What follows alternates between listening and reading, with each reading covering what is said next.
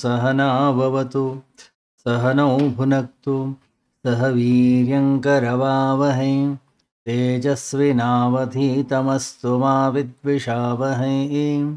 ॐ शान्ति शान्ति शान्तिः। ब्रह्मानन्दं परमसुखदं केवलं ज्ञानमूर्तिं द्वन्द्वातीतं गगनसदृशं तत्त्वमस्यादिलक्ष्यम् एकं नित्यं विमलमचलं सर्वधी साक्षिभूतं भावातीतं त्रिगुणरहितं सद्गुरुं तं नमामि। सदाशिवसमारम्भां शङ्कराचार्यमध्यमाम् अस्मदाचार्यपर्यन्तां वन्दे गुरुपरम्परां। श्रुतिस्मृतिपुराणानाम् आलयं करुणालयं नमामि भगवत्पादं शङ्करं लोकशङ्करं। शङ्करं शङ्कराचार्यं केशवं बादरायणं सूत्रभाष्यकृतौ वन्दे भगवन्तौ पुनः पुनः भगवन्तौ पुनः पुनः।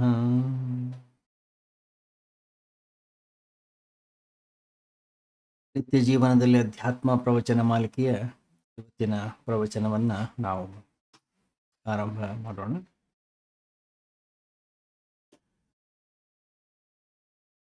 ನಿನ್ನೆ ನಾವು ಚಿಂತನೆಯನ್ನು ಮಾಡ್ತಾ ಇದ್ದೆವು ಪಾಪ ಮತ್ತು ಪುಣ್ಯ.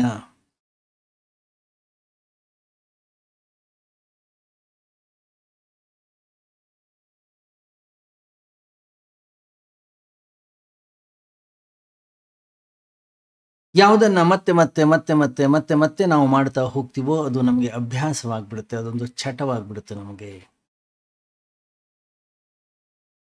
ಅದು ಕಾಮ ಇರಲಿ, ಅದು ಕ್ರೋಧ ಇರಲಿ, ಅದು ಲೋಭ ಇರಲಿ, ಅದು ಮೋಹವಿರಲಿ, ಏನೇ ಇರಲಿ, ಯಾವಾಗ ಅದನ್ನು ಮತ್ತೆ ಮತ್ತೆ ಮತ್ತೆ ಮತ್ತೆ ಅದನ್ನು ನಾವು ಅಭ್ಯಾಸವನ್ನು ಮಾಡಿಕೊಳ್ತೀವಿ ಅದು ನಮ್ಮ ಜೀವನದ ಅಂಗವಾಗಿಬಿಡುತ್ತೆ. ಅದನ್ನು ಮಾಡಿಕೊಳ್ಳದೆ ಇದ್ರೆ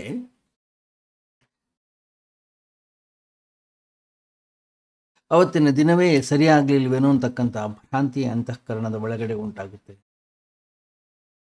ಪ್ರತಿನಿತ್ಯವೂ ಕೂಡ ಕೋಪ ಮಾಡ್ಕೊಳ್ತಾ ಇರ್ತಕ್ಕಂಥ ಒಬ್ಬ ವ್ಯಕ್ತಿ ಒಂದು ಸಹಕೋಪವನ್ನು ಮಾಡಿಕೊಳ್ಳದೆ ಇದ್ರೆ ಅವನಿಗೆ ಬೇಸರವಾಗ್ಲಿಕ್ಕೆ ಶುರುವಾಗುತ್ತೆ, ಅವನಿಗೆ ಬಹಳ ಚಡಪಡಿಕೆ ಶುರುವಾಗುತ್ತೆ. ಯಾಕೆಂದ್ರೆ ಕೋಪದಿಂದಲೇ ಆ ವ್ಯಕ್ತಿ ಒಂದು ರೀತಿಯ ನಶೆ, ಸಿಗರೇಟ್ ಸೇರ್ತಾರೆ ಅಥವಾ ಕುಡಿತಾರೆ ಅಥವಾ ಇನ್ನೇನೋ ಚಿತ್ರ ವಿಚಿತ್ರವಾಗಿರ್ತಕ್ಕಂಥ ಚಟಗಳಿರ್ತಾವೆ ವ್ಯಕ್ತಿಗೆ.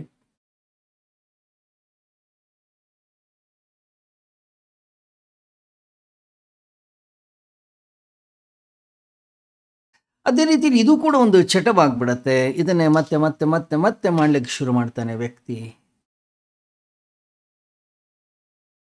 ಬಿಡ್ಲಿಕ್ಕಾಗೋದಿಲ್ಲ. ಯಾವ ಪಾಪ ಕೃತ್ಯಗಳನ್ನು ಮತ್ತೆ ಮತ್ತೆ ನಾವು ಪುನರಾವರ್ತನೆಯನ್ನು ಮಾಡ್ತೀವೋ ಅವು ಅಕ್ಷಮ್ಯ ಅಪರಾಧಗಳಾಗುತ್ತವೆ.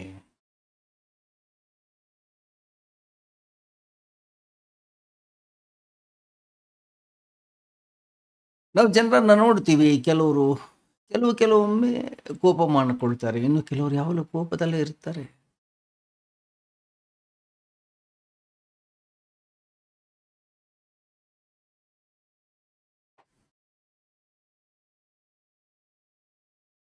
ಎಂಥ ಒಂದು ವಿಚಿತ್ರವಾಗಿರ್ತಕ್ಕಂಥ ಭ್ರಾಂತಿ ಅಂತಃಕರಣದ ಒಳಗಡೆಗೆ ಉಂಟಾಗ್ತದೆ ಅಂತಂದರೆ, ಯಾವಾಗ ನಾವು ಕೋಪದಲ್ಲಿದ್ದೀವಿ ನಾವು ಬಹಳ ಬಲವಂತರ ಹಾಗೆ, ಬಲಿಷ್ಠರ ಹಾಗೆ ಕಾಣಿಸ್ತೀವಿ. ಯಾಕಂದರೆ ಕ್ರೋಧ ಅನ್ನುವಂಥದ್ದೇನಿದೆ, ಕೋಪ ಅನ್ನುವಂಥದ್ದೇನಿದೆ ನಮ್ಮ ಅಹಂಕಾರವನ್ನು ನಿರ್ಮಾಣ ಮಾಡುತ್ತೆ, ಅಹಂಕಾರಕ್ಕೆ ಶಕ್ತಿಯನ್ನು ತುಂಬುತ್ತೆ. ಅಹಂಕಾರದ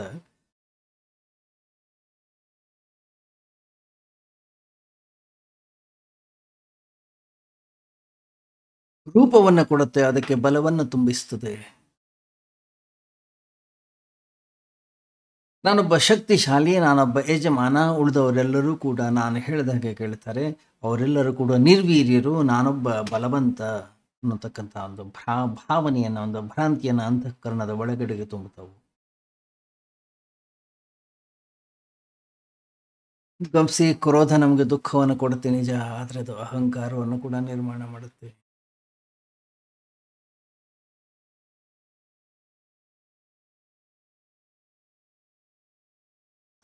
ಇಲ್ಲಿ ತನಕ ನಾವು ಅಹಂಕಾರವನ್ನು ರಕ್ಷಿಸ್ತೇವೆ, ಎಲ್ಲಿ ತನಕ ಅಹಂಕಾರದ ಪಾಲನೆ ಪೋಷಣೆಯಲ್ಲಿರ್ತೀವಿ ಅಲ್ಲಿ ತನಕ ನಾವು ಕಾಮಕ್ರೋಧಾದಿಗಳನ್ನು ಬಿಡ್ಲಿಕ್ಕೆ ಆಗೋದೇ ಇಲ್ಲ.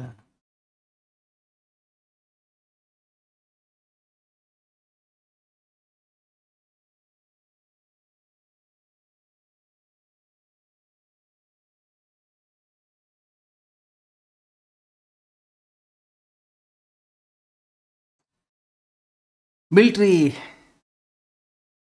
ಮಿತ್ರರಿದ್ರೊಬ್ರು. ಅವ್ರು ಯಾವಾಗಲೂ ಹೇಳೋರು, ಸ್ವಾಮೀಜಿ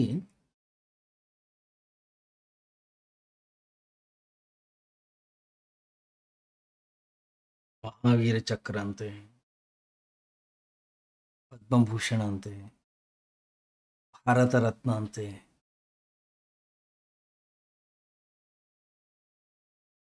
ಏನದು ಗಮನಿಸಿ. ಅಹಂಕಾರವನ್ನ ಎಷ್ಟು ಎತ್ತಿ ಇಡ್ತೇವೆ, ಎಷ್ಟು ಪೋಷಿಸ್ತೇವೆ, ಎಷ್ಟು ಪಾಲನೆಯನ್ನು ಮಾಡ್ತೀವಿ, ಅಷ್ಟು ಜಗತ್ತಿಗೆ ಒಳ್ಳೇದು.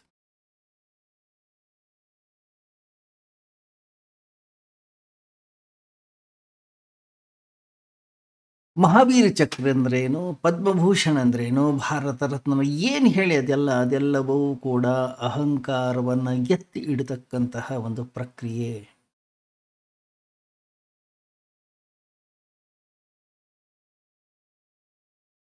ಪರಮ ಪೂಜ್ಯ ಸಿದ್ದೇಶ್ವರ ಸ್ವಾಮೀಜಿಗೆ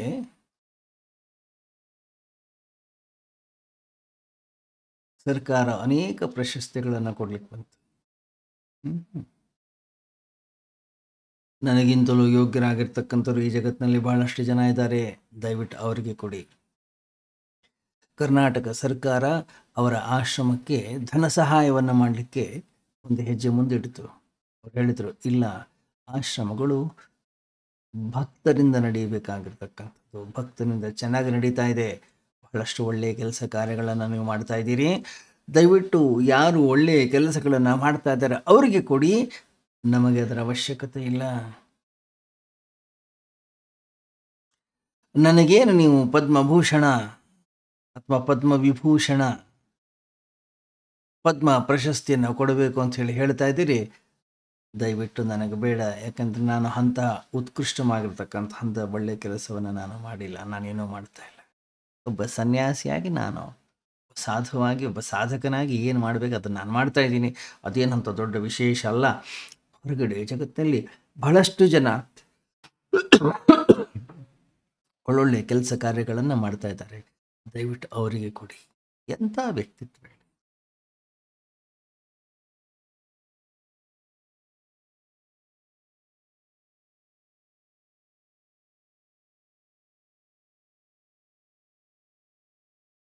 ಗಮನಿಸಿ, ನಮಗೆ ಎಷ್ಟೇ ಪ್ರಶಸ್ತಿಗಳು ಬರಲಿ, ಎಷ್ಟೇ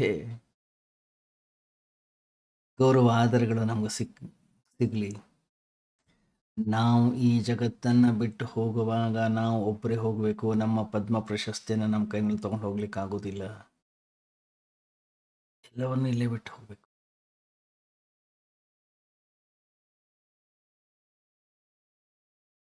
ಆದರೆ ಏನು ಮಾಡೋದು, ಅಹಂಕಾರದ ಈ ಚಕ್ರದಲ್ಲಿ ನಾವು ಯಾವಾಗ ಸಿಲುಕ್ತೀವಿ, ನಾವೇನು ವಿಚಾರವನ್ನು ಮಾಡ್ತೀವಿ, ನನ್ನ ಬಗ್ಗೆ ಜನ ಏನು ಚಿಂತನೆಯನ್ನು ಮಾಡ್ತಾ ಇದ್ದಾರೆ, ನನ್ನ ಬಗ್ಗೆ ಜನ ಏನು ಮಾತನಾಡ್ತಾ ಇದ್ದಾರೆ, ನನ್ನ ಬಗ್ಗೆ ಪಬ್ಲಿಕ್ ಒಪಿನಿಯನ್ ಅನ್ನಿಸೋದು ಏನಿದೆ,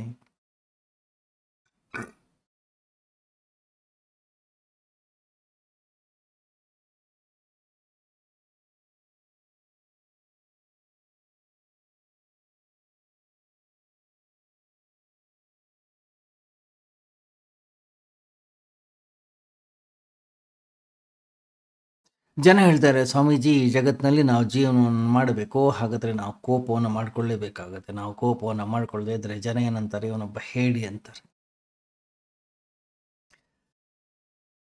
ನಿಶಕ್ತ ಅಂತಾರೆ, ಇವನು ಸಬಲನಲ್ಲ ಅಂತ ಹೇಳ್ತಾರೆ, ದುರ್ಬಲ ವ್ಯಕ್ತಿ ಅಂತ ಹೇಳ್ತಾರೆ. ಬಟ್ ಕೋಪವನ್ನು ಮಾಡ್ಕೊಳ್ಳೋದ್ರಿಂದ, ಕ್ರೋಧವನ್ನು ಮಾಡ್ಕೊಳ್ಳೋದ್ರಿಂದ ನಿನ್ನ ಮನಸ್ಸು ಅಶಾಂತಿ ಆಗ್ತದಲ್ಲ. ಹೌದು, ಆದರೂ ಕೂಡ ಜನ ಹೇಗೆ ಹೇಳ್ತಾರೆ, ಸರಿ ಹಾಗಾದ್ರೆ ಅಶಾಂತವಾಗಿ ಇರು, ಯಾವಾಗ ಬೇಕಾವ ಕೋಪವನ್ನು ಮಾಡ್ಕೊ, ತಪ್ಪೇನಿದೆ, ತಪ್ಪೇನಿಲ್ವೇ ಇಲ್ಲ.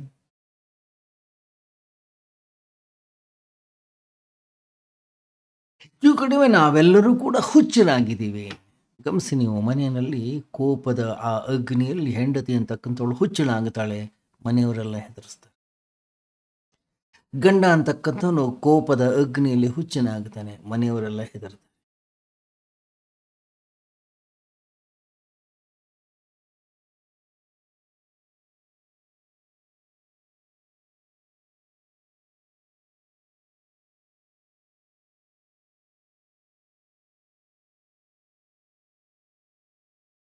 ಮನಃಶಾಸ್ತ್ರಜ್ಞರು ಹೇಳ್ತಾರೆ, ಯಾವ ತಂದೆ ತಾಯಿಗಳು ಅವರ ಮಕ್ಕಳನ್ನ ಬಹಳಷ್ಟು ಹೆದರಿಸ್ತಾರೋ, ಎಲ್ಲೇ ಶಕ್ತಿಶಾಲಿಯಾಗಿರ್ತಕ್ಕಂಥ ತತ್ವ ಕಾಣಲಿ ಆ ಮಕ್ಕಳು ಹೆದರ್ಲಿಕ್ಕೆ ಶುರು ಆಗ್ತಾರೆ. ಯಾವಾಗಲೂ ಭಯಭೀತರಾಗಿರ್ತಾರೆ. ಯಾವಾಗಲೂ ಕೂಡ ಅವರ ಅಂತಃಕರಣ ಕಂಪಿಸ್ತಾ ಇರುತ್ತೆ.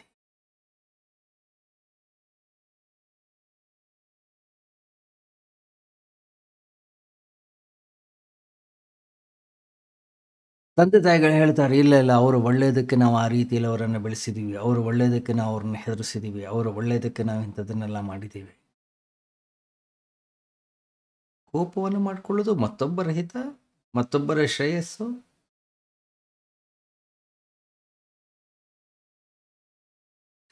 ಗಮನಿಸಿ, ನಮ್ಗೆ ಇನ್ನೊಬ್ಬರಿಗೆ ಹಿಂಸೆಯನ್ನು ಕೊಡದೆ ಜೀವನವನ್ನು ಮಾಡಲಿಕ್ಕೆ ಆಗ್ತಾ ಇಲ್ಲ. ಎಷ್ಟು ಮಟ್ಟಿಗೆ ಆಗಿದೆ ಅಂತಂದರೆ, ಆರಂಭದಲ್ಲಿ ಮತ್ತೊಬ್ಬರನ್ನ ತಿದ್ದಲಿಕ್ಕೆ ಅಥವಾ ಒಳಿತನ್ನು ಮಾಡಲಿಕ್ಕೆ, ಶ್ರೇಯಸ್ಸನ್ನು ಮಾಡಲಿಕ್ಕೆ, ಜಗತ್ತಿನಲ್ಲಿ ಏನೋ ಒಂದು ಹೊಸತನವನ್ನು ತರಲಿಕ್ಕೆ ಕೋಪ ಮಾಡ್ಕೊಳ್ತೀವಿ. ಆಮೇಲೆ ಬರ್ತಾ ಬರ್ತಾ ಬರ್ತಾ ಬರ್ತಾ ಅದು ಎಷ್ಟು ಅಭ್ಯಾಸವಾಗುತ್ತೆ ಅಂತಂದರೆ, ಹಿಂಸೆಯನ್ನು ಮಾಡೋದ್ರಲ್ಲಿ ನಮ್ಗೆ ಅದು ಖುಷಿ, ಸಂತೋಷ, ಸಂಭ್ರಮ ಉಂಟಾಗ್ಲಿಕ್ಕೆ ಶುರುವಾಗುತ್ತೆ.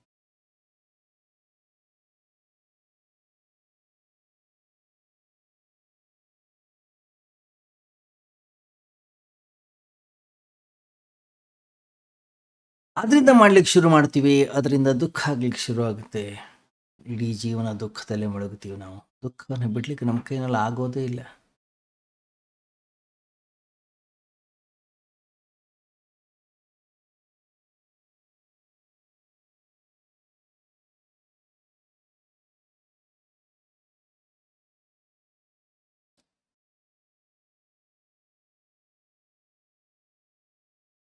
ಗಮನಿಸಿ, ನೀವು ವ್ಯಕ್ತಿಯ ಅಂತಃಕರಣದ ಒಳಗಡೆಗೆ ಒಳಿತನ್ನು ಮಾಡಬೇಕು ಅಂತಿದೆ, ಶ್ರೇಯಸ್ಸನ್ನು ಮಾಡಬೇಕು ಅಂತಿದೆ, ಮಂಗಳ ಕಾರ್ಯಗಳನ್ನು ಮಾಡಬೇಕು ಅಂತಿದೆ. ಆದರೆ ಏನು ಮಾಡೋದು, ವ್ಯಕ್ತಿ ರೋಗಿಯಾಗಿದೆ.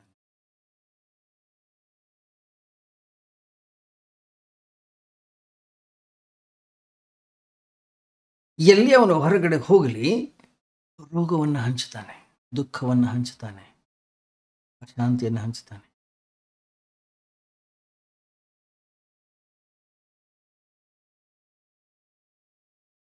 ಅಂತಃಕರಣದ ಒಳಗಡೆಗೆ ಒಳಿತನ್ನು ಮಾಡಬೇಕು ಅಂತಿದೆ, ಅದು ಹೊರಗಡೆಗೆ ಬರುವಷ್ಟರಲ್ಲಿ ಅದು ಎಲ್ಲರಿಗೂ ದುಃಖವನ್ನು ಉಂಟು ಮಾಡುತ್ತೆ, ನೋವನ್ನು ಉಂಟು ಮಾಡುತ್ತೆ.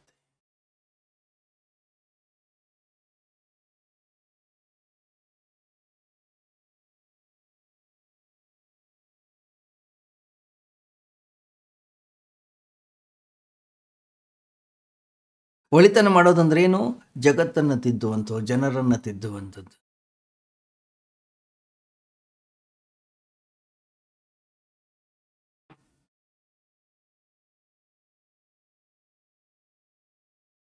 ಗಮನಿಸ್ಬೇಕು ನೀವು, ಜನ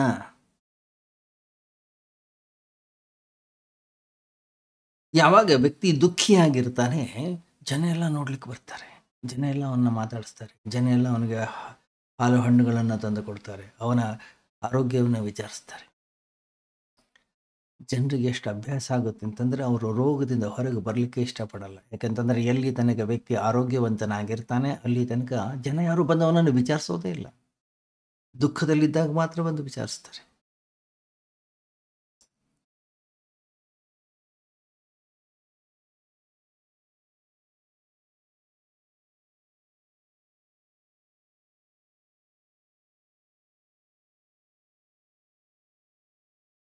ಆದ್ದರಿಂದ ಜಗತ್ತಿನಲ್ಲಿ ಯಾರೂ ದುಃಖದಿಂದ ದೂರವಾಗಲಿಕ್ಕೆ, ನೋವಿನಿಂದ ದೂರವಾಗಲಿಕ್ಕೆ, ಸಮಸ್ಯೆಗಳಿಂದ ದೂರವಾಗಲಿಕ್ಕೆ ಇಷ್ಟಪಡೋದೇ ಇಲ್ಲ. ಅದರಲ್ಲೇ ಇರ್ತಾರೆ, ಅದನ್ನೇ ಗಟ್ಟಿಟ್ಕೊಂಡಿದ್ದೀವಿ, ಅದರಲ್ಲಿ ಏನೋ ಸುಖ ಕಾಣ್ತಾ ಇದ್ದೀವಿ, ಅದರಲ್ಲಿ ಏನೋ ಸಂತೋಷವನ್ನು ಕಾಣ್ತಾ ಇದ್ದೀವಿ ನಾವು.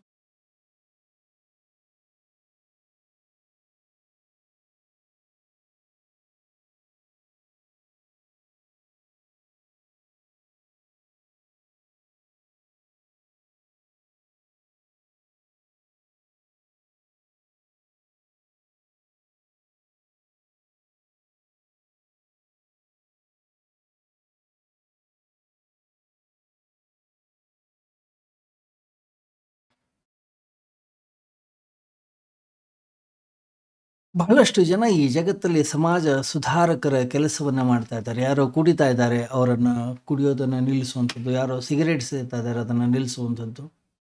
ಗಮನಿಸಿ ನೀವು, ಎಲ್ಲಿ ತನಕ ಆ ವ್ಯಕ್ತಿ ಕುಡಿತಾ ಇರ್ತಾನೆ ಅಲ್ಲಿ ಜೊತೆಗೆ ಇವನ ಸಂಬಂಧ ಇರುತ್ತೆ. ಯಾವತ್ತು ಕುಡಿಯೋದನ್ನು ಬಿಟ್ಟ ಇವನ ಸಂಬಂಧ ಕತ್ತರಿಸಿ ಹೋಗ್ತದೆ. ನನಗೆ ಸಂಬಂಧವನ್ನು ಕತ್ತರಿಸ್ಲಿಕ್ಕೆ ಇಷ್ಟ ಇಲ್ಲ.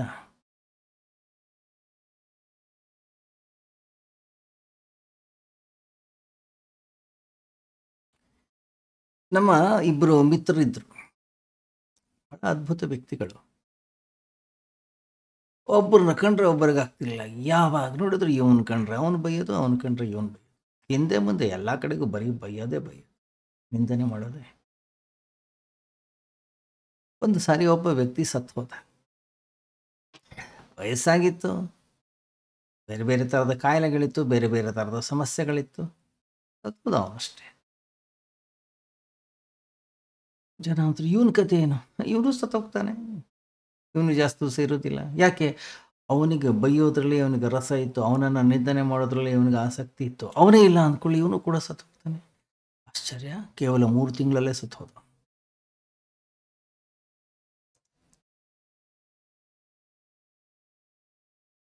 ಗಮನಿಸಿ, ಮಿತ್ರಗಳಲ್ಲಿ ಮಾತ್ರ ಒಳ್ಳೆ ರೀತಿಯ ಸಂಬಂಧ ಇರುತ್ತೆ, ಮಿತ್ರರಲ್ಲಿ ಮಾತ್ರ ಬಹಳ ಮೋಹ ಇರುತ್ತೆ ಅಂತ ತಿಳ್ಕೊಳ್ಬೇಡಿ. ಶತ್ರುಗಳಲ್ಲಿಯೂ ಕೂಡ ಮೋಹ ಇದೆ.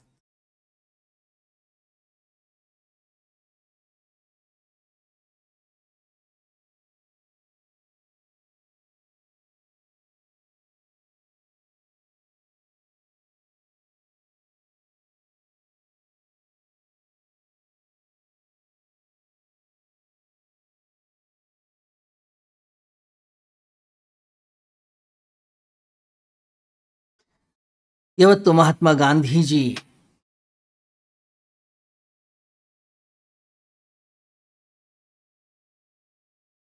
ಬುಲೆಟ್ನಿಂದ ಕೊಂದು ಹಾಕಿದ್ರು.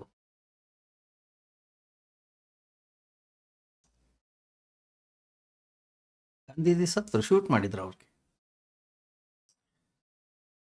ಜಿನ್ನಾ ತನ್ನ ಮನೆಯ ಹೊರಗಡೆಯ ತೋಟದಲ್ಲಿ ಕೂತ್ಕೊಂಡಿದ್ದಂತೆ.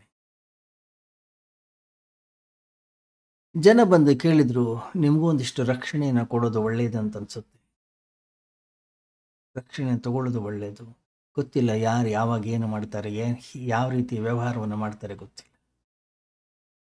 ಅವನು ಯಾವಾಗಲೂ ಕೂಡ ಹೇಳೋನಂತೆ, ನಾನು ಸಹಾಯ ಮಾಡಿದ್ದೇನೆ ಸ್ವಾತಂತ್ರ್ಯವನ್ನು ತರಲಿಕ್ಕೆ, ನಾನು ಜನರಿಗೆ ಉಪಕಾರವನ್ನು ಮಾಡಿದ್ದೇನೆ, ನಾನು ಈ ದೇಶಕ್ಕೆ ಶ್ರೇಯಸ್ಸನ್ನು ಉಂಟು ಮಾಡಿದ್ದೀನಿ.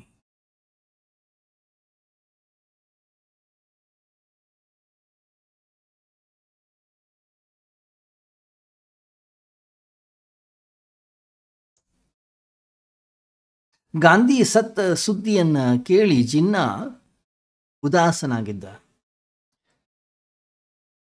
ಪರ್ಸನಲ್ ಸೆಕ್ರೆಟರಿ ವಿಚಾರ ಮಾಡಿಕೊಂಡು ಬಂದಂತೆ, ಮೋಸ್ಟ್ಲಿ ಗಾಂಧಿ ಸತ್ತಿದ್ದಕ್ಕೆ ಜಿನ್ನಾಗೆ ಖುಷಿಯಾಗಿರ್ಬೋದು, ಸಂತೋಷವಾಗಿರ್ಬೋದು. ಇಲ್ಲ, ಬಹಳ ಉದಾಸನಾಗಿ ಕುಳಿತುಕೊಂಡಿದ್ದಂತೆ. ಪರ್ಸನಲ್ ಸೆಕ್ರೆಟರಿ ಬಂದು ಕೇಳಿದ್ದಂತೆ, ಯಾಕೆ ಉದಾಸನಾಗಿದ್ದೀವಿ?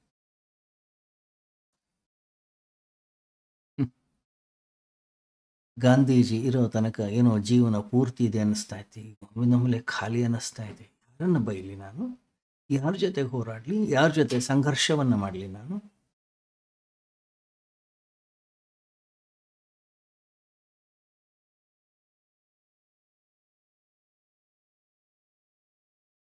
ಗಾಂಧಿ ಅಂತ ವ್ಯಕ್ತಿಯನ್ನೇ ಸಾಯಿಸಿದ ಮೇಲೆ ಜನ, ಇನ್ನು ನನ್ನ ಕತೆ ಏನು?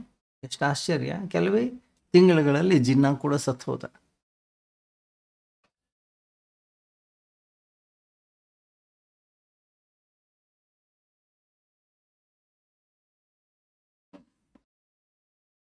ಬಹಳ ವಿಚಿತ್ರವಾಗಿದೆ ಈ ಸಂಬಂಧ ಅನ್ನುವಂಥದ್ದು. ಹೇಗೆ ನಾವು ಮತ್ತೊಬ್ಬ ವ್ಯಕ್ತಿಯ ಜೊತೆಗೆ ಸಂಬಂಧವನ್ನು ಕಲ್ಪಿಸಿಕೊಂಡಿರ್ತೀವಿ ನಮ್ಗೆ ಗೊತ್ತಿಲ್ಲ. ಯಾಕೆ ಹೇಳಿ? ನಮ್ಮ ಅಹಂಕಾರ.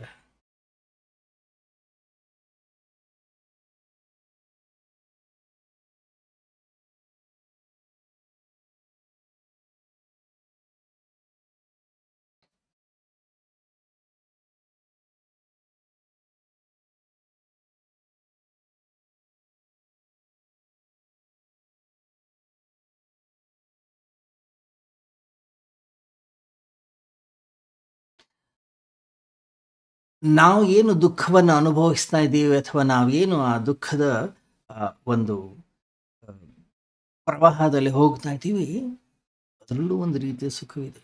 ಗಮನಿಸಿ ನೀವು, ರೋಗಗ್ರಸ್ತಳಾಗಿರ್ತಕ್ಕಂತಹ ಸ್ತ್ರೀ ಇರ್ತಾಳೆ, ಅವಳ ಪಾಲನೆ ಪೋಷಣೆಯನ್ನು ಮಾಡ್ತಾ ಇರ್ತಾನೆ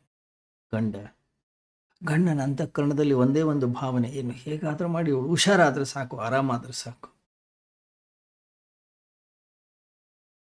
ದೊಡ್ಡ ದೊಡ್ಡ ಆಸ್ಪತ್ರೆಗೆ ಕರ್ಕೊಂಡು ಹೋಗ್ತಾನೆ, ಹಾಸ್ಪಿಟ್ಲಿಗೆ ಆಪರೇಷನ್ ಮಾಡಿಸ್ತಾನೆ, ನಾನಾ ಥರದ ಔಷಧಿಗಳನ್ನು ಕೊಡಿಸ್ತಾನೆ.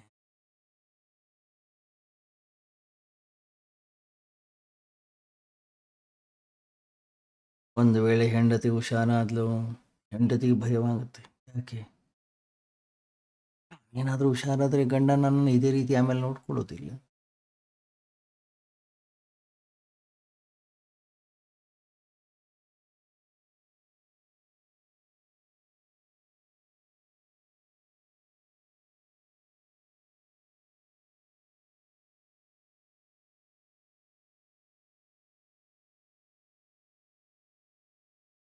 ಬಹಳ ವಿಚಿತ್ರವಾಗಿದೆ ನಮ್ಮ ಮನಸ್ಸು ಅಷ್ಟು ಸರಳವಿಲ್ಲ, ಅಷ್ಟು ಸುಧಾರಿದೆ. ಏನು ನಾವು ತಿಳಿದಷ್ಟು ಸರಳವಾಗಿಲ್ಲ, ಅದು ಬಹಳ ಕಠಿಣವಾಗಿದೆ. ಗಮನಿಸಿ ನೀವು, ಈ ಜಗತ್ತಿನಲ್ಲಿ ಬಹಳ ದೊಡ್ಡ ದೊಡ್ಡ ಸಮಾಜ ಸುಧಾರಕರಾಗಿ ಹೋಗಿದ್ದಾರೆ.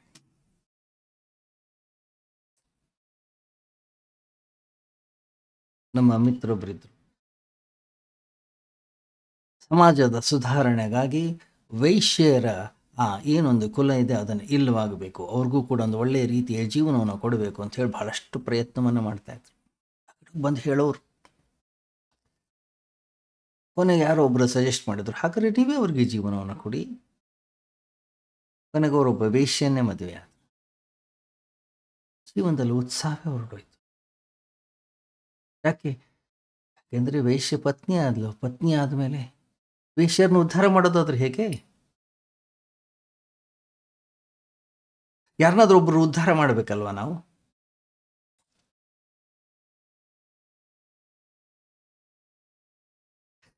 ಎಲ್ಲಿ ತನಕ ಬಡವರು ಇರ್ತಾರೆ ಅಲ್ಲಿ ತನಕ ಅವ್ರನ್ನ ಉದ್ಧಾರ ಮಾಡೋದ್ರಲ್ಲಿ ಆಸಕ್ತಿಯನ್ನು ಹೊಂದಿರ್ತಾರೆ ಜನ. ಎಲ್ಲಿ ತನಕ ರೋಗಿಗಳಿರ್ತಾರೆ ಅವ್ರಿಗೆ ಒಳಿತನ ಮಾಡಬೇಕು ಅಂತಕ್ಕಂಥ ಅವಶ್ಯಕತೆ, ಉತ್ಸಾಹಿಗಳಾಗಿರ್ತಾರೆ ಜನ.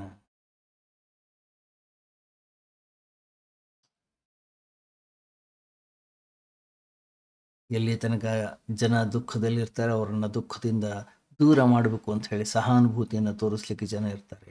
ಒಂದು ವೇಳೆ ಅವರು ದುಃಖದಿಂದ ದೂರವಾದರೂ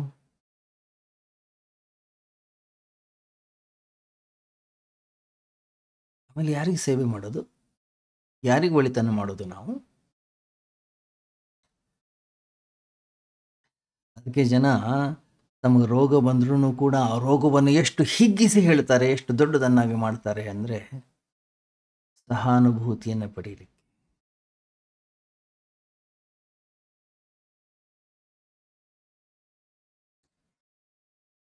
ಬಹಳ ವಿಚಿತ್ರ ಇದೆ ಈ ಜಗತ್ತು. ಗಮನಿಸಿ ನೀವು, ವ್ಯಕ್ತಿಗೆ ತಲೆನೋವಾಗಿರುತ್ತೆ ಅಂತಾನೆ, ನನಗೆ ತಲೆನೋವು ಎಷ್ಟು ಮಟ್ಟಿಗೆ ಅಂದರೆ ಹಿಮಾಲಯ ಪರ್ವತವೇ ನನ್ನ ತಲೆ ಮೇಲೆ ಕೂತು ಹಾಕಿದೆ.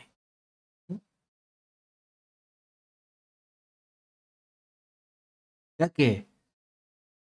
ಜನ ನನ್ನನ್ನು ಬಂದು ವಿಚಾರಿಸಬೇಕು, ಜನ ನನ್ನ ಆರೋಗ್ಯವನ್ನು ಕೇಳಬೇಕು, ಜನ ನನ್ನ ಬಗ್ಗೆ ಮಾತನಾಡಬೇಕು, ಜನ ನನ್ನ ಮೇಲೆ ಸಹಾನುಭೂತಿಯನ್ನು ತೋರಿಸಬೇಕು. ಗೊತ್ತಿತ್ತೋ ಗೊತ್ತಿಲ್ಲದೆಯೋ ನಾವೆಲ್ಲರೂ ಕೂಡ ಮತ್ತೊಬ್ಬರಿಂದ ಸಹಾನುಭೂತಿಯ ಭಿಕ್ಷೆಯನ್ನು ಕೇಳ್ತಾ ಇದ್ದೀವಿ. ಮತ್ತೊಬ್ಬರು ನಮ್ಮನ್ನು ವಿಚಾರಿಸಲಿ, ಮತ್ತೊಬ್ಬರು ನಮ್ಮ ಕಡೆಗೆ ಗಮನವನ್ನು ಹರಿಸಲಿ, ಮತ್ತೊಬ್ಬರು ನನ್ನ ಬಗ್ಗೆ ಮಾತನಾಡಲಿ. ಅದಕ್ಕೆ ನಾನು ಅತ್ಯಂತ ಮಹತ್ವಪೂರ್ಣ, ನಾನು ಅತ್ಯಂತ ಶ್ರೇಷ್ಠ, ನಾನು ಅತ್ಯಂತ ಸುಂದರ, ನಾನು ಅತ್ಯಂತ ವಿದ್ಯಾವಂತ, ಬುದ್ಧಿವಂತ.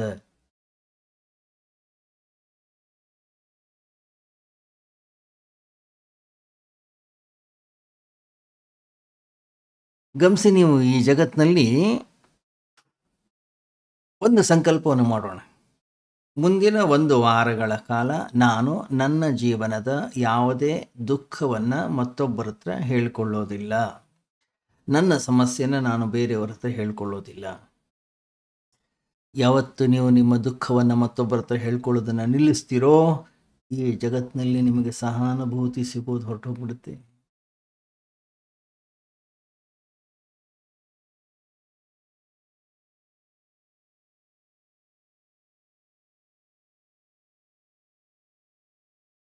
ಸಂಬಂಧಗಳು ಬದಲಾಗುತ್ತವೆ.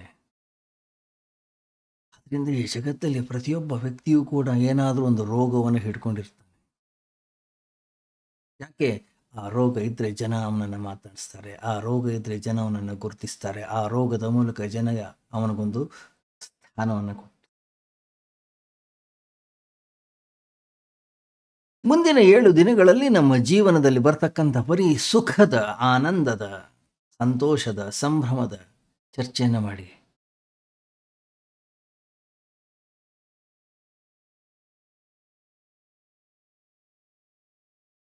ಹತ್ತಿರ ಬಂದಂಥ ಜನ ಗಾಬರಿ ಆಗ್ತಾರೆ. ನಿಮ್ಮ ಬೆನ್ನು ಹೇಗಿದೆ? ಏನಿಲ್ಲ, ಆರಾಮಾಗಿದ್ದೀನಿ ನಾನು. ಜನ ಅಂತಾರೆ, ಆರಾಮಾಗಿದೆ? ಹೊಟ್ಟೆ ನೋವು ಇಲ್ಲವೇ ಇಲ್ಲ. ಅಸಿಡಿಟಿ ಎಲ್ಲಿದೆ? ಅಸಿಡಿಟಿನೇ ಇಲ್ಲ ಈಗ ನಮಗೆ. ಅರೇ, ನೀವು ಖುಷಿಯಾಗಿದ್ದೀರಿ ಅಂತಂದ್ರೆ ನಿಮ್ಮ ಹತ್ರ ಏನು ಮಾತಾಡೋದು? ಚರ್ಚೆ ಮಾಡಲಿಕ್ಕೆ ಏನಿದೆ? ನಿಮ್ಮ ಸೊಸೆ ಹೇಗಿದ್ದಾರೆ? ಸೊಸೆ ಚೆನ್ನಾಗಿದ್ದಾರೆ. ಮಗ ಫಸ್ಟ್ ಕ್ಲಾಸ್. ಮನೆಯಲ್ಲಿ ಯಾವ ಸಮಸ್ಯೆಯೂ ಇಲ್ಲ.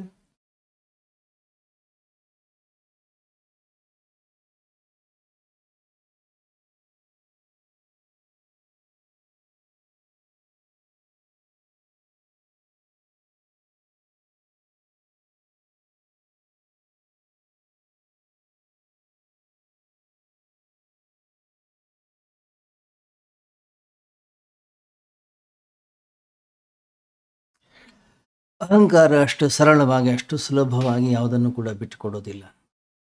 ಅಹಂಕಾರಕ್ಕೆ ಜನ ಬೇಕು, ಅಹಂಕಾರಕ್ಕೆ ಮಾತುಗಳು ಬೇಕು, ಅಹಂಕಾರಕ್ಕೆ ತನ್ನದೇ ಆದಂತಹ ವ್ಯಕ್ತಿತ್ವವನ್ನು ಎಲ್ಲ ಕಡೆಗೂ ತೋರಿಸ್ಕೊಳ್ಬೇಕು ಅನ್ನೋಂಥದ್ದು ಬಹಳ.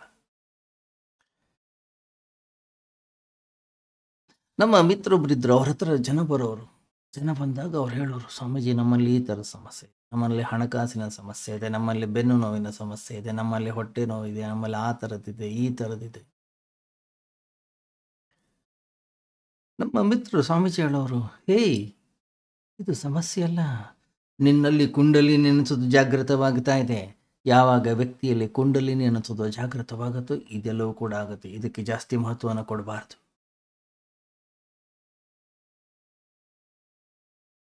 ಕುಂಡಲಿನಿ ಜಾಗೃತ ಆಗ್ತೈತೆ. ಹೌದು.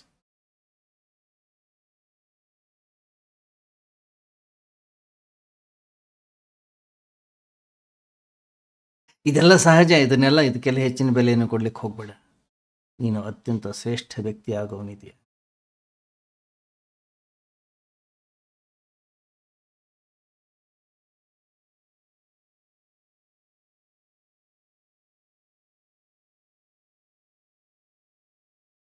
ಗಮನಿಸಿ, ವ್ಯಕ್ತಿ ಅವನ ದುಃಖದ, ಅವನ ಸಮಸ್ಯೆಯ, ಅವನ ತಾಪತ್ರಯಗಳ ಲಕ್ಷ್ಯವನ್ನೇ ಬೇರೆ ಕಡೆ ಹರಿಸ್ತಾ ಇದ್ದಾನೆ.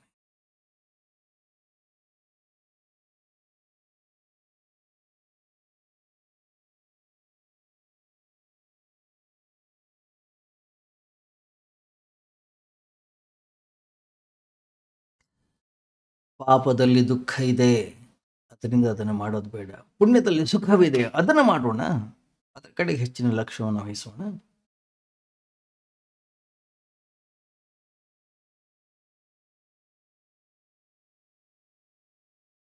ಎಲ್ಲಿಯ ತನಕ ನನಗೆ ಪಾಪದಲ್ಲಿ ಹೆಚ್ಚಿನ ಆಸಕ್ತಿ ಇದೆಯೋ, ದುಃಖದಲ್ಲಿ ಹೆಚ್ಚಿನ ಆಸಕ್ತಿ ಇದೆಯೋ, ನಾವು ಎಷ್ಟೇ ಸತ್ಸಂಗಕ್ಕೆ ಹೋಗಲಿ, ಎಷ್ಟೇ ಪ್ರವಚನಗಳನ್ನು ಕೇಳಲಿ, ಎಷ್ಟೇ ಅಧ್ಯಯನವನ್ನು ಮಾಡಲಿ, ಎಷ್ಟೇ ಅಧ್ಯಾಪನವನ್ನು ಮಾಡಲಿ, ಎಲ್ಲ ಸುಮ್ಮನೆ ತಲೆ ಮೇಲಿಂದ ಹೋಗುತ್ತಷ್ಟೇ. ಏನು ಪ್ರಯೋಜನ ಆಗೋದಿಲ್ಲ.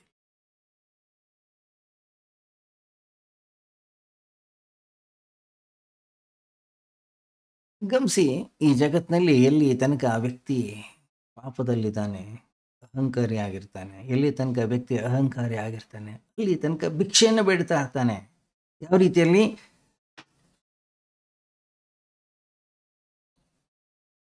ನನ್ನ ಹತ್ರ ಹಣ ಇದೆ, ನಾನೊಬ್ಬ ಶ್ರೀಮಂತ, ಆದ್ದರಿಂದ ನೀವು ನನ್ನನ್ನು ಪ್ರೀತಿಸಬೇಕು, ನನ್ನನ್ನು ಮಾತಾಡಿಸ್ಬೇಕು.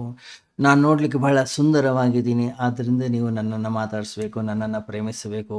ನನ್ನಲ್ಲಿ ವಿದ್ಯೆ ಇದೆ, ನನ್ನಲ್ಲಿ ಬುದ್ಧಿ ಇದೆ, ನಾನೊಬ್ಬ ಒಳ್ಳೆಯ ಮಾತುಗಾರ, ನಾನೊಬ್ಬ ಒಳ್ಳೆಯ ಶಿಸ್ತಿನ ಸಿಪಾಯಿ, ಆದ್ದರಿಂದ ನೀವು ನನ್ನನ್ನು ಮಾತನಾಡಿಸ್ಬೇಕು, ನನಗೆ ವಿಶೇಷವಾಗಿರ್ತಕ್ಕಂಥ ಸ್ಥಾನಮಾನವನ್ನು ಕೊಡಬೇಕು.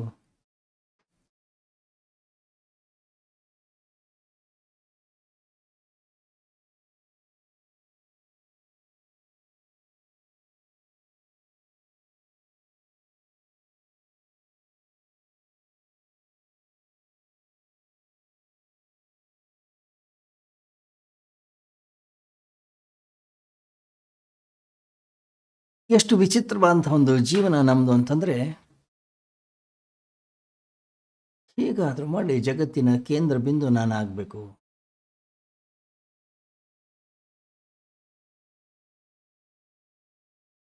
ಜನ ನನ್ನ ಬಗ್ಗೆ ಮಾತಾಡಬೇಕು, ಜನ ನನ್ನ ಬಗ್ಗೆ ಚಿಂತನೆಯನ್ನು ಮಾಡಬೇಕು. ಅದಕ್ಕಾಗಿ ವ್ಯಕ್ತಿ ರೋಗಿ ಆಗ್ತಾನೆ, ಅದಕ್ಕಾಗಿ ವ್ಯಕ್ತಿ ಭಿಕ್ಷುಕನಾಗ್ತಾನೆ, ಅದಕ್ಕಾಗಿ ವ್ಯಕ್ತಿ ಏನು ಮಾಡ್ತಾನೆ.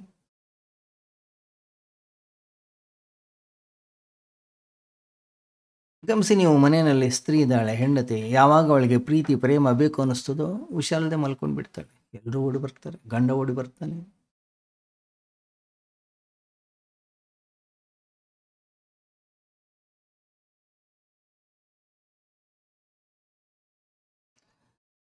ಗಮನಿಸಿ, ಅವಳು ನಾಟಕ ಮಾಡ್ತಾ ಇದ್ದಾಳೆ, ಅದು ಕೂಡ ಅರ್ಥವಲ್ಲ, ನಿಜವಾಗ್ಲೂ ಇರುತ್ತೆ. ಅವ್ರು ಬಂದ ಮೇಲೆ ಸರಿ ಹೋಗುತ್ತದು.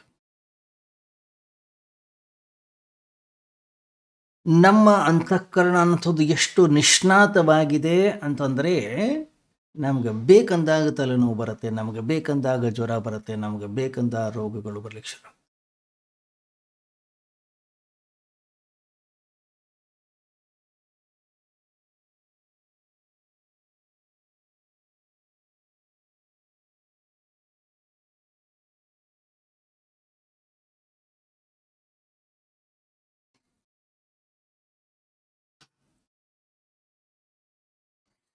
ಗಮನಿಸಿ ನೀವು, ಯಾವುದಾದ್ರೂ ವ್ಯಕ್ತಿಗೆ ಹುಷಾರಿಲ್ಲ ಅಂತಂದರೆ ಎಲ್ಲ ಕೆಲಸಗಳನ್ನು ಅವನು ದೂರ ಇಡಬೇಕು, ಎಲ್ಲವನ್ನೂ ಬದಿಗಿಟ್ಟು ಅವನ ಕಡೆಗೆ ಲಕ್ಷ್ಯವನ್ನು ವಹಿಸಬೇಕಾಗುತ್ತೆ.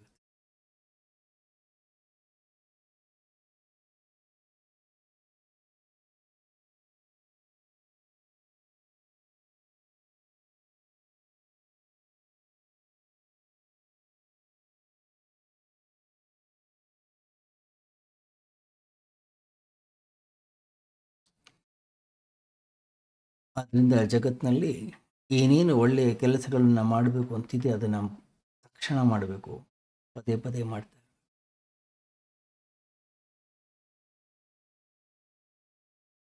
ಪಾಪ ಕೇವಲ ಸುಖದ ಆಶ್ವಾಸನೆಯನ್ನು ಕೊಡುತ್ತೆ, ಸುಖವನ್ನು ಕೊಡೋದಿಲ್ಲ.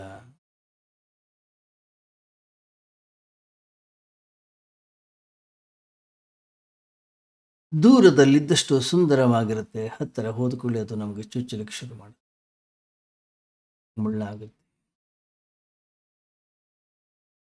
ಪುಣ್ಯ ಅನ್ನೋದು ನಮಗೆ ಆಶ್ವಾಸನೆಯನ್ನು ಕೊಡೋದಿಲ್ಲ, ಅದು ಸುಖವನ್ನೇ ಕೊಡುತ್ತೆ.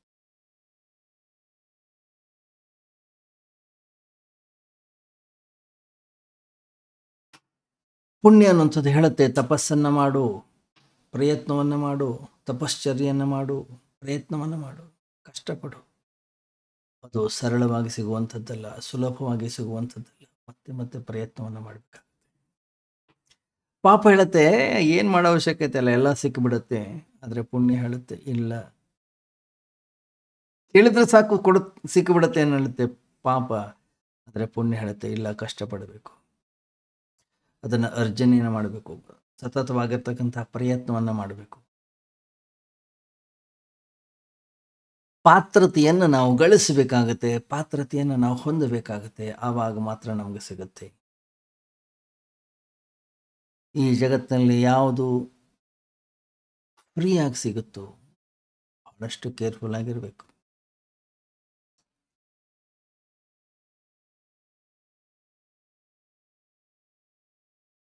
ಯಾವುದು ಅತ್ಯಂತ ಸರಳವಾಗಿ ಸಿಗುತ್ತೋ, ಸುಲಭವಾಗಿ ಸಿಗುತ್ತೋ,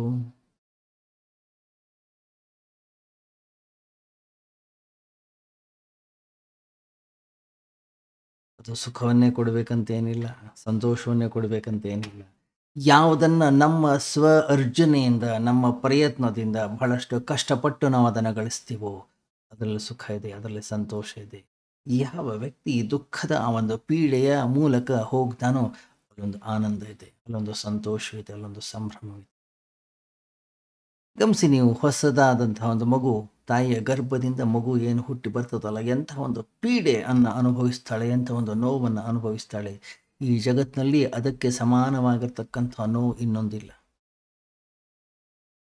ಎಷ್ಟು ಹೆಚ್ಚಿನ ನೋವನ್ನು ತಾಯಿ ಅನುಭವಿಸ್ತಾಳೆ, ಅಷ್ಟು ಹೆಚ್ಚಿನ ಸುಖವನ್ನು ಆ ತಾಯಿ ಅನುಭವಿಸ್ತಾಳೆ. ಇಡೀ ಜೀವನ ಪೂರ್ತಿ ಆ ಮಗುವನ್ನು ಪ್ರೀತಿಸ್ತಾಳೆ. ಯಾಕೆ?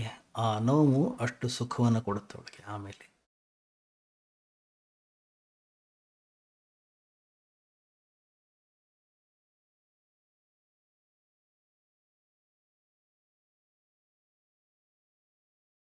ಗಮನಿಸಿ, ನಾವು ಪ್ರಯತ್ನವನ್ನು ಪಡೋದಾದರೆ ಪಾಪವನ್ನು ಹೇಗೆ ಪುನರುಕ್ತಿ ಮಾಡ್ತೀವೋ ಅದೇ ರೀತಿಯಲ್ಲಿ ಪುಣ್ಯವನ್ನು ಕೂಡ ಮತ್ತೆ ಮತ್ತೆ ಪುನರುಕ್ತಿಯನ್ನು ಮಾಡಲಿಕ್ಕೆ ಸಾಧ್ಯ ಇದೆ. ಅದನ್ನು ಕೂಡ ನಾವು ಅಭ್ಯಾಸ ಮಾಡಿಕೊಳ್ಬೇಕು. ಮತ್ತೆ ಮತ್ತೆ ಒಳಿತನ್ನು ಕೇಳಬೇಕು. ಪೌನಃ ಪುಣ್ಯೇನ ಶ್ರವಣಂ ಅಂತ ಹೇಳ್ತಾರೆ. ಮತ್ತೆ ಮತ್ತೆ ಶ್ರವಣವನ್ನು ಮಾಡಬೇಕು, ಮತ್ತೆ ಮತ್ತೆ ಹೋಗಬೇಕು, ಮತ್ತೆ ಮತ್ತೆ ಅಧ್ಯಯನವನ್ನು ಮಾಡಬೇಕು.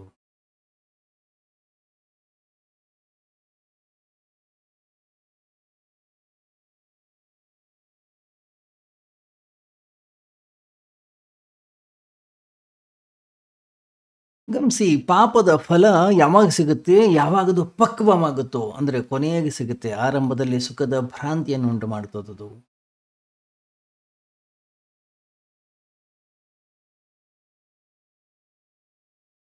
ಈ ಜೀವನ ಅನ್ನುವಂಥದ್ದು ಏನಿದೆ, ಇದೊಂದು ನಿರಂತರವಾಗಿರ್ತಕ್ಕಂತಹ ಶಿಕ್ಷಣ.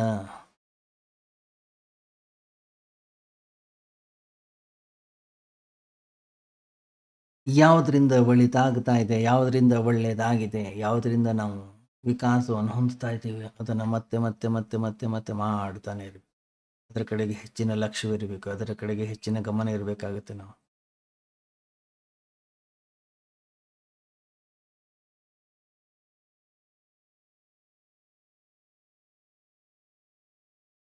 ಒಳ್ಳೆಯ ಕೆಲಸಗಳನ್ನು ಮಾಡ್ತಾ ಹೋಗಬೇಕು. ನಾವು ಅದು ಯಾವತ್ತೊಂದು ಸಪಕ್ವವಾಗುತ್ತೆ, ನಮಗೆ ಪುಣ್ಯ ಪ್ರಾಪ್ತಿ ಆಗುತ್ತೆ, ಸುಖ ಪ್ರಾಪ್ತಿ ಆಗುತ್ತೆ. ಅಲ್ಲಿ ತನಕ ಮಾಡ್ತಾನೆ ಇರಬೇಕು. ಬೇರೆ ದಾರಿ ಅನ್ನೋಂಥದ್ದೇ ಇಲ್ಲ.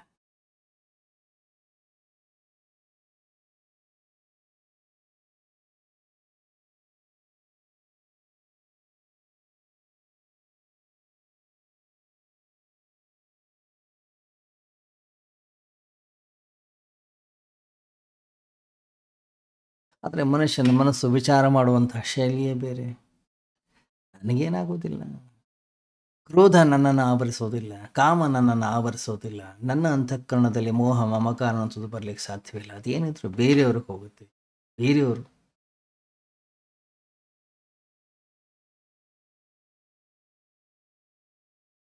ಈ ರೀತಿಯ ಭಾವನೆ ಅಂತಃಕರಣದಲ್ಲಿ ಬೇಡ. ಆ ದ್ವಾರದ ಮೂಲಕವೇ ಅವುಗಳ ಪ್ರವೇಶವಾಗುತ್ತೆ ನಮ್ಮ ಜೀವನದಲ್ಲಿ.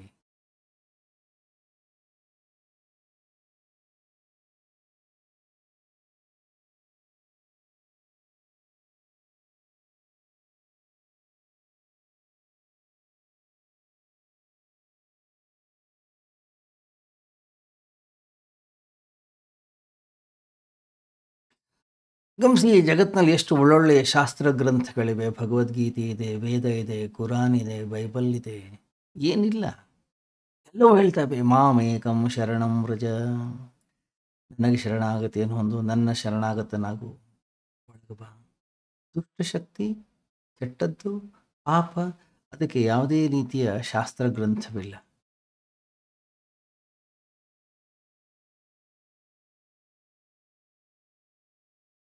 ಪಾಪ ಕಾರ್ಯಗಳಿಗೆ ಯಾವ್ದಾದ್ರು ಶಾಸ್ತ್ರ ಗ್ರಂಥ ಇದೆಯಾ? ಅದಕ್ಕೆ ವಿಧಿವಿಧಾನಗಳಿವೆ? ಏನಿಲ್ಲ. ಯಾರು ಏನು ಹೇಳೋದು ಕೂಡ ಇಲ್ಲ. ಕೂಡ ಎಲ್ಲರೂ ಅದರಿಂದ ಹೋಗ್ತಾರೆ.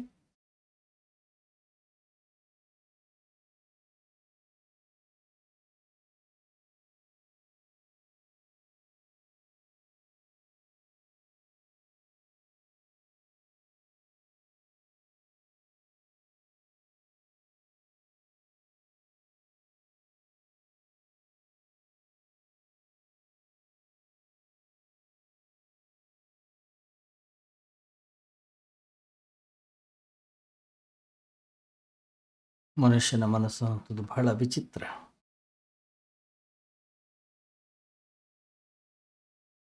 ಆಂತರಿಕವಾಗಿ ನಾವು ಸ್ವಲ್ಪ ಹೇಳ್ಬೇಕಾಗುತ್ತೆ, ಸ್ವಲ್ಪ ಚಿಂತನೆಯನ್ನು ಮಾಡಬೇಕಾಗುತ್ತೆ, ಸ್ವಲ್ಪ ವಿಚಾರವನ್ನು ಮಾಡಬೇಕಾಗುತ್ತೆ.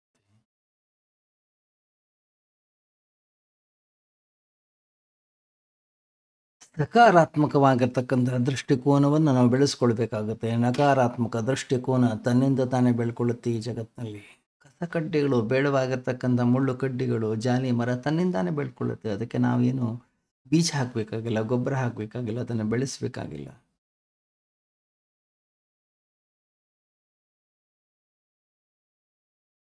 ಜೀವನದಲ್ಲಿ ಒಳ್ಳೆಯದನ್ನು ಬೆಳೆಸ್ಕೊಳ್ಬೇಕು, ಒಳ್ಳೆಯದರ ಕಡೆಗೆ ನಮ್ಮ ಲಕ್ಷ್ಯವನ್ನು ಹರಿಸಬೇಕು. ನಾವು ಪ್ರಯತ್ನವನ್ನು ಮಾಡಬೇಕಾಗುತ್ತೆ. ನಮ್ಮ ಮನೆಯ ತೋಟದಲ್ಲಿ ಒಂದಿಷ್ಟು ಒಳ್ಳೆಯ ಗಿಡಗಳನ್ನು ನಾನು ಬೆಳೆಸಬೇಕು, ನಾನು ಕಷ್ಟಪಡಬೇಕು. ಆ ಒಳ್ಳೆಯ ಗಿಡ ಬೆಳಿಲಿಕ್ಕೆ 4 ಗೂಟವನ್ನು ಹಾಕಿ ನಾನು ಬೇಲಿಯನ್ನು ಕಟ್ಟಿರ್ತೀನಿ. ಆ ಗೂಟ ಸಿಗಿರ್ತದೆ, ಒಳ್ಳೆಯ ಗಿಡ ಏನಿದೆ ಅದು ಸತ್ತು ಹೋಗುತ್ತೆ. ಯಾಕೆ? ಬೇಡವಾದ್ದು ತನ್ನಿಂದ ತಾನೇ ಬೆಳೆಯುತ್ತೆ. ಬೇಡವಾದ್ದಕ್ಕೆ ನಾವು ಏನೂ ಪ್ರಯತ್ನವನ್ನು ಮಾಡೋ ಅವಶ್ಯಕತೆ ಇಲ್ಲ ಈ ಜಗತ್ತಿನಲ್ಲಿ.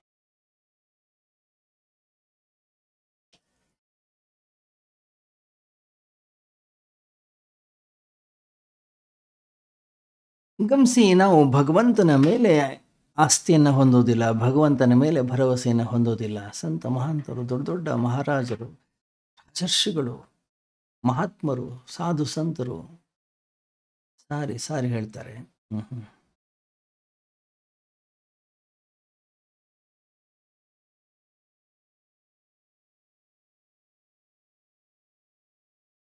ಬಹಳ ವರ್ಷಗಳ ಹಿಂದೆ ನಾನು ದಾವಣಗೆರೆಯಲ್ಲಿದ್ದಾಗ ಒಂದಿಷ್ಟು ಜನ ಮಾತೆಯರು ಬಂದರು. ಬಂದು ಹೇಳಿದ್ರು, ಸ್ವಾಮೀಜಿ, ವೇದ ಮಂತ್ರಗಳನ್ನು ಸ್ತ್ರೀಯರು ಹೇಳಬಾರ್ದು ಅಂತ ಹೇಳ್ತಾರೆ, ಇದು ನಿಜಾನ?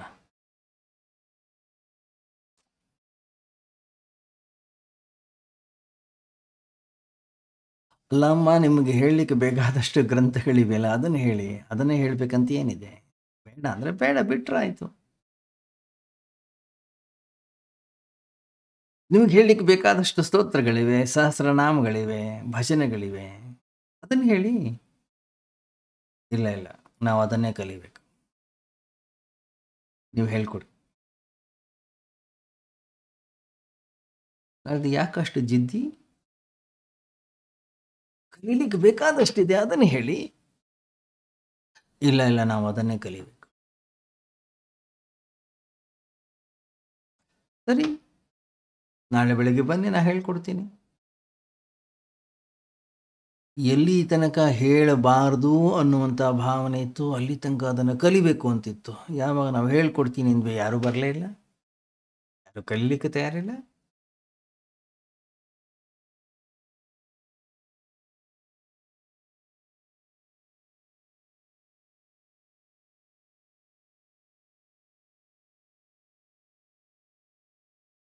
ಗಮನಿಸಿ, ಸಾಧನೆ ಈ ದಾರಿಯಲ್ಲಿ, ನಮ್ಮ ಈ ಜೀವನದ ಈ ಸಾಧನಾ ಮಾರ್ಗದಲ್ಲಿ ನಮ್ಮ ಮನಸ್ಸೇ ಅತ್ಯಂತ ಪ್ರಾಮುಖ್ಯತೆಯನ್ನು ಪಡೆಯುತ್ತೆ. ಆ ಮನಸ್ಸಿಗೆ ಸರಿಯಾದ ತಿಳುವಳಿಕೆಯನ್ನು, ಮನಸ್ಸಿಗೆ ಸರಿಯಾದ ಜ್ಞಾನವನ್ನು ಕೊಡಬೇಕಾಗುತ್ತೆ.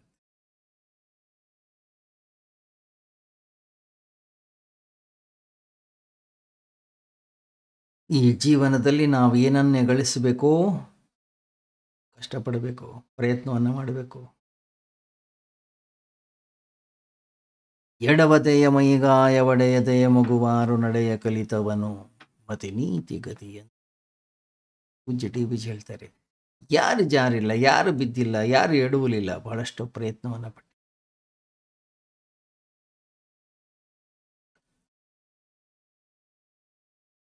ಈಗ ತಾನೇ ಹುಟ್ಟಿರ್ತಕ್ಕಂತಹ ಮಗುವನ್ನು ನೋಡಿ, 1 ತಿಂಗಳು, 2 ತಿಂಗಳು, 3 ತಿಂಗಳು ಆಗ್ತದೆ. ಆ ಮಗು ಎಲ್ಲರನ್ನು ನೋಡ್ತಾ ಇರುತ್ತೆ, ಎಲ್ಲರೂ ಕೂಡ ಓಡಾಡ್ತಾ ಇರ್ತಾರೆ.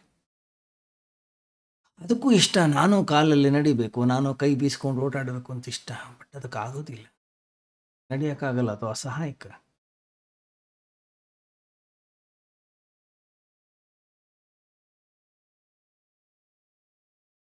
ಗಮನಿಸಿದರೆ ನೀವು ಎಷ್ಟು ಕಷ್ಟಪಡುತ್ತದು? ಸುಮ್ಮನೆ ಕೈ ಕಾಲನ್ನು ಬಡಿಲಿಕ್ಕೆ ಶುರು ಮಾಡುತ್ತೆ. ನಾವು ಹೇಗೆ ಓಡಾಡ್ತೀವಿ ಅದೇ ರೀತಿಯಲ್ಲಿ ಮಲ್ಕೊಂಡಲ್ಲೇ ಕೈ ಕಾಲುಗಳನ್ನು ಅಲುಗಾಡಿಸ್ಲಿಕ್ಕೆ ಶುರು ಮಾಡುತ್ತೆ.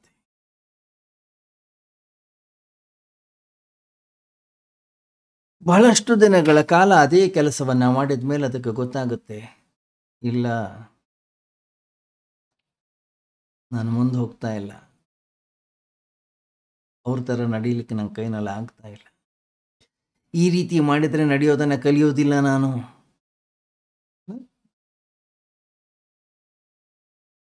ಗಮನಿಸಿದ್ರ? ಹೀಗಿರೋ ಮಗು ಹೀಗೆ ಬೀಳುತ್ತೆ, ಉಲ್ಟಾ ಆಗುತ್ತೆ.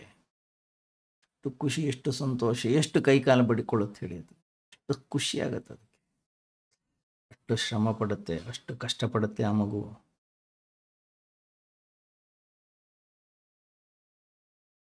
ನಾವು ತಿಳಿದಷ್ಟು ಸರಳವಿಲ್ಲ. ಅಲ್ಲಿಗೆ ನಿಲ್ತು ಇಲ್ಲ, ಸವರ್ಕೊಂಡು ಸವರ್ಕೊಂಡು ಸವರ್ಕೊಂಡು ಮುಂದೆ ಬರ್ಲಿಕ್ಕೆ ಶುರು ಮಾಡುತ್ತೆ. ಆ ರೀತಿಯಲ್ಲಿ ಅದರ ಪ್ರಯತ್ನ ಅನ್ನೋಂಥದ್ದು ಆರಂಭವಾಗುತ್ತೆ ಈ ಜೀವನದಲ್ಲಿ. ಇವತ್ತಿಗೆ ನಾವೆಲ್ಲ ನಡೀತಾ ಇದ್ದೀವಿ. ಅದೇ ಒಂದು ಅದ್ಭುತ, ಅದೇ ಒಂದು ಆಶ್ಚರ್ಯ, ಅದೇ ಒಂದು ವಿಚಿತ್ರ ಈ ಜಗತ್ತಿನಲ್ಲಿ.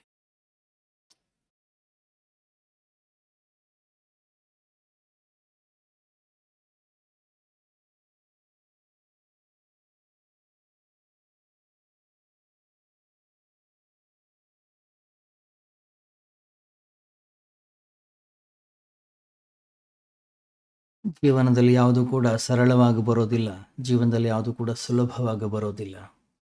ಅದರಿಂದ ಬಹಳಷ್ಟು ಶ್ರಮ ಪಡಬೇಕಾಗುತ್ತೆ, ಬಹಳಷ್ಟು ಕಷ್ಟಪಡಬೇಕಾಗುತ್ತೆ. ಸತತವಾಗಿರ್ತಕ್ಕಂಥ ಪ್ರಯತ್ನದ ಅವಶ್ಯಕತೆ ಇದೆ.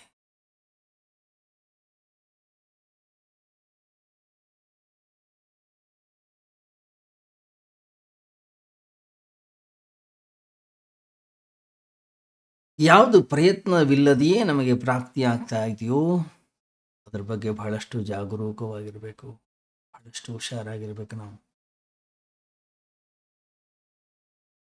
ಯಾಕೆಂದರೆ ಯಾವುದೇ ರೀತಿಯ ಪ್ರಯತ್ನವಿಲ್ಲದೆ ಈ ಜಗತ್ತಿನಲ್ಲಿ ಏನನ್ನೂ ಕೂಡ ಪಡೀಲಿಕ್ಕಾಗೋದಿಲ್ಲ, ಯಾವುದನ್ನು ಕೂಡ ಗಳಿಸ್ಲಿಕ್ಕಾಗೋದಿಲ್ಲ. ನಮ್ಮ ಕೈನಲ್ಲಿ ಅನಾಯಾಸವಾಗಿ ಸಿಗ್ತಾ ಇದೆ. ಹಾಗಾದರೆ ಆ ವಿಷಯದ ಮೇಲೆ ಸಂಶಯವನ್ನು ಪಡಬೇಕಾಗುತ್ತೆ. ಅದು ಸುಳ್ಳಿರ್ಬೋದು, ಅದೊಂದು ಭ್ರಾಂತಿ ಇರ್ಬೋದು.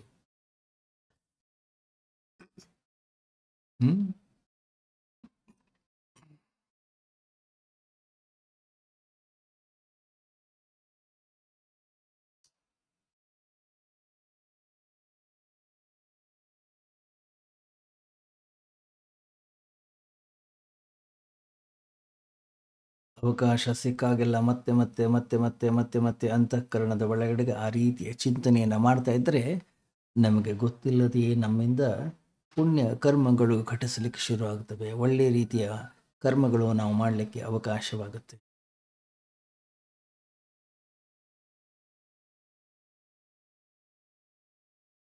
ಅದನ್ನು ಕೂಡ ಸತತವಾಗಿರ್ತಕ್ಕಂಥ ಅಭ್ಯಾಸದ ಮೂಲಕ ನಾವು ಗಳಿಸಬೇಕು. ಮುಂದುವರಿಯುತ್ತೆ ನಾಳೆ ಚಿಂತನೆ. ಓಂ ಸರ್ವೇ ಭವಂತು ಸುಖಿನಃ, ಸರ್ವೇ ಸಂತು ನಿರಾಮಯಾಃ, ಸರ್ವೇ ಭದ್ರಾಣಿ ಪಶ್ಯಂತು ಮಾ ಕಶ್ಚಿತ್ ದುಃಖಭಾಗ್ ಭವೇತ್. ಅಸತೋ ಮಾ ಸದ್ಗಮಯ ತಮಸೋ ಮಾ ಜ್ಯೋತಿರ್ಗಮಯ ಮೃತ್ಯೋರ್ಮಾ ಅಮೃತಂಗಮಯ. ಓಂ ಶಾಂತಿ ಶಾಂತಿ ಶಾಂತಿ. ಹರಿ ಓಂ. ಶ್ರೀ ಗುರುಭ್ಯೋ ನಮಃ. ಹರಿ ಓಂ.